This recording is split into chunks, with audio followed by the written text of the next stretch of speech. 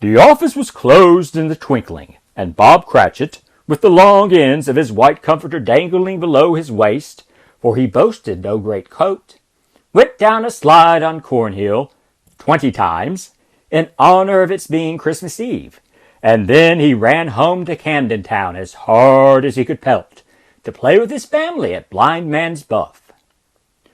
Scrooge, on the other hand, took his melancholy dinner in his usual melancholy tavern, having read all the newspapers, and spent the rest of the evening with his banker's book, and then went to his dismal house.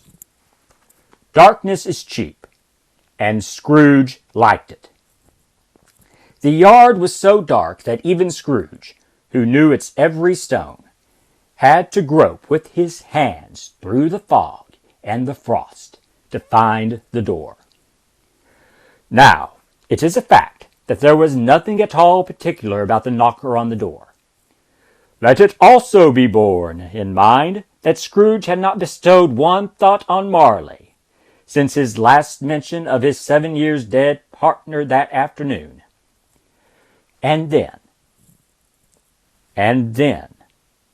let any man explain to me, if he can, how it happened that Scrooge, having his key in the lock of the door, saw in the knocker, without its undergoing any intermediate process of change, not a knocker, but Marley's face, looking at Scrooge as Marley used to look, with ghostly spectacles turned up on its ghostly forehead.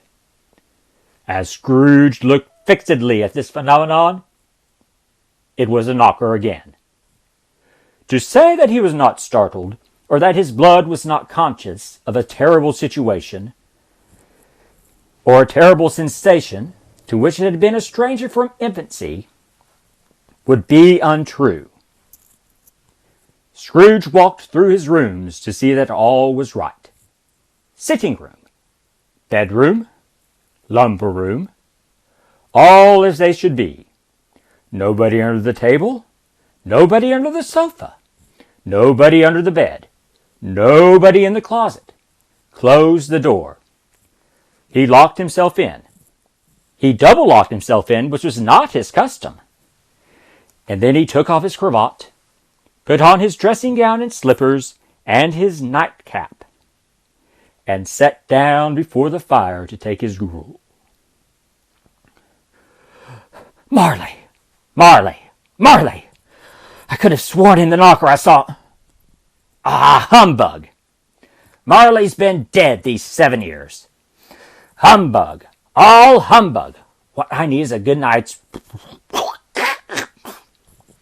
What? Who's that? Someone's in the wine cellar, but the door's locked, and double locked. Something is coming. It's coming closer. Outside my door. Bah! I won't believe it. It's humbug still. Ebenezer Scrooge! Ebenezer Scrooge! Marley! No. Oh, no. What do you want with me? I want much of you, Ebenezer. Who are you? Ask me who I was. Ho! You're very particular for a ghost. All right, then, who were you? In life, I was your partner, Jacob Marley. Jacob Marley. But you're dead. You died 7 years ago. 7 years ago this very night. What's wrong, Ebenezer? Don't you believe in me? I do not. You doubt your senses, Ebenezer? Yes. Because a little thing affects them. A slight disorder of the stomach makes them cheats. You can't be a ghost. You may be an undigested bit of beef, a blot of mustard, a crumb of cheese, a fragment of an underdone potato. There may be more of gravy than grave about you, whatever you are. Humbug, I tell you. Humbug! I do believe you. I do believe in you. I do believe in you. You are a ghost, Jacob. Thank you. But why? Why do you walk the earth, Jacob? Why do you come to me? It is required of every man that the spirit within him should walk abroad among his fellow men, and travel far and wide, to witness what it cannot share, but might have shared on earth, and turned to happiness. But tell me, Jacob, what is that chain you wear around you? I wear the chain I forged in life.